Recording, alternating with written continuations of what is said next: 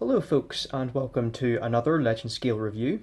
Today we're going to be taking a look at Newage H41B Bodhi, who is their representation of Shattered Glass Beachcomber, or alternatively the Decepticon Hardtop. He is just a slight retool of their Beachcomber mold, and Mauricio has already taken a good look at this mold in his reviews of the G1 and G2 versions, so I'll try not to go over all the same stuff again. I'm going to go a bit more into direct comparison with the original Hardtop figure and the Iron Factory Beachcomber. And this is actually my first Newage figure, so I'll maybe share some of my first impressions on them. So, Bodhi here is based on this figure, the 2007 movie Scout Class Hardtop. I did a review of him a little while back. He is a repaint of Transformers Cybertron Hardtop, who was later repurposed by Hasbro to serve as the Shattered Glass version of Autobot Beachcomber. And this box here is actually really nice. Lovely artwork on the front there. Promo pics on the back and sides. I believe Multiverse is how they brand their Shattered Glass stuff. And correct me if I'm wrong, but I think this front side here is a reference to the Mad Max movies, based on the Freas. Not entirely sure why that was the movie they chose to reference with this guy. I mean, all I can think of is maybe his alt mode is something like what might appear in the movies. I don't know, I haven't actually seen them, but it's anyone's guess.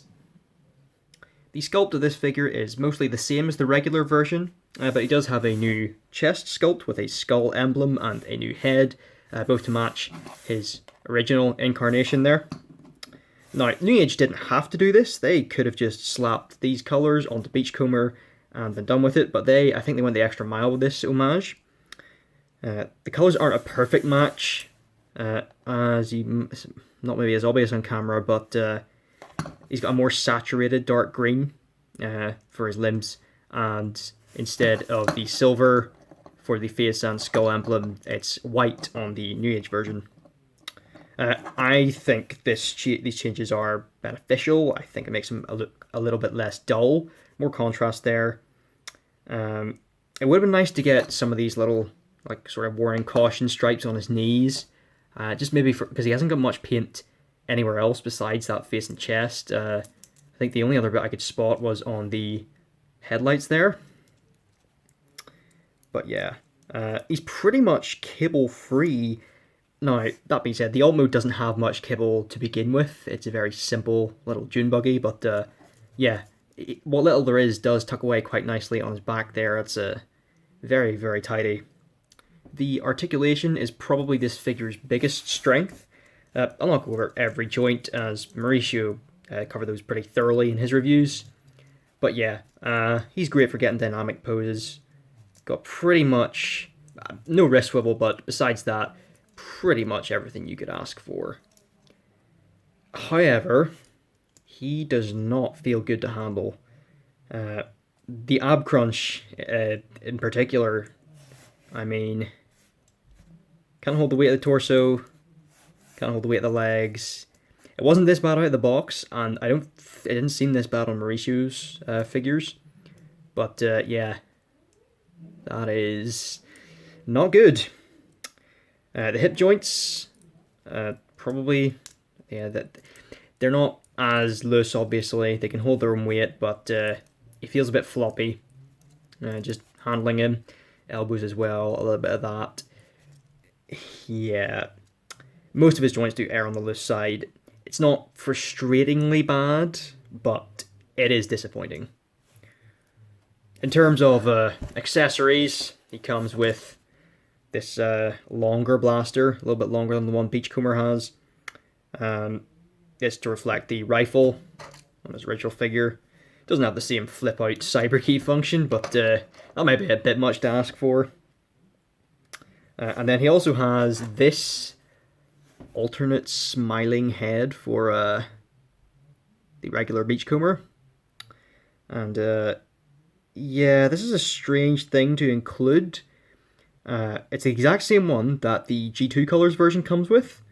It's so odd to me, because, like, I have no intentions of buying the original version, so this is useless to me, but even if I did have the original version, you know, if you're being a completionist, you'll get duplicates anyway, Bit of an odd choice. If they'd made it in Hardtop's colours, they would have given you the option of, displaying him with a more Beachcomber-like head. You know, the option would have been nice, but yeah, I can throw this out for all I care. We will do a few size comparisons. There he is, as we've already seen, with the original version of Hardtop. And then Iron Factory's version of Beachcomber. And Universe Beachcomber there. He is small. If you know how big the old style Legends figures are, yeah, that is a tiny little guy. Now, he may be small, but it's not unprecedented, even for someone like me who doesn't collect Newage stuff. There he is with Perfect Effect Viewfinder and Iron Factory Minimus Ambus. And there he is with the usual suspects. We've got Iron Factory Run Amok, Core Class Soundwave, and the Lego Stormtrooper. Actually, only just noticed there, he's actually closer in size to the Stormtrooper than he is to the Core Class, which is interesting. Now, I'm not going to go through the transformation step by step. I'll just do it quickly here for those of you that might have already sat through it a few times already. But yeah, pretty simple transformation. For some reason I had it in my head that Newage figures were all these complicated, fiddly transformations. But yeah, this one is actually not too bad. Pretty straightforward, easy to remember, and everything fits together nicely in the end. But yeah, I will say these little the roll cage pieces that tab together are actually one connection in the figure that is scarily tight. A little bit afraid of pushing those too far into each other in case I can't get them back out. But yeah, there he is. The alt mode is almost identical to Beachcomber's, as far as I'm aware. Just differs in colour, as none of those remolded parts are visible. It's clean, it's simple, pulls together well. No weapon storage, which is a little bit annoying. I mean, would it have been that hard to have it stick on there like the original toy? Not a huge deal at the end of the day, but just a little minor annoyance for myself. Just a few more alt mode size comparisons. There he is with the original Hardtop, Iron Factory's Beachcomber, and Universe Beachcomber. That is him with Iron Factory Minimus Ambus. And then with Runabout and the Lego Stormtrooper. So, as far as first impressions go, this is pretty much what I expected from Newage. I've seen the other guys do plenty of reviews of their other figures, so yeah, I kind of already had an idea of what I was in store for. You know, aside from the obvious QC issue with that app crunch, the articulation is good. Good articulation does seem to be a hallmark of Newage, from what I can tell. You know, the range definitely didn't disappoint. Yeah, their focus on the G1 cartoon aesthetic does really show through. Yeah, I mean, loose joints are easier to fix than broken joints, so there is that side of things. This may also be an intentional move in Newage's part to make them a little on the loose side, just to avoid breaking joints. Yeah, considering how small he is, it may actually be a smart move on their part. So, if you are in the market for a Legend Scale Beachcomber and you're asking which one you should get, I can't personally speak for the Magic Square Dr. Wu versions, but the main thing to consider is how you want him to scale. Newage's version is significantly smaller than Iron Factory's there, and Dr. Wu's is even smaller again. But yeah, so you need to keep that in mind. If your collection is mostly G1 cartoon style, you probably don't need me to tell you that the Iron Factory one isn't for you. But if you've got a mixture of different styles and scale isn't an issue, I think there's a fair case to be made for either option.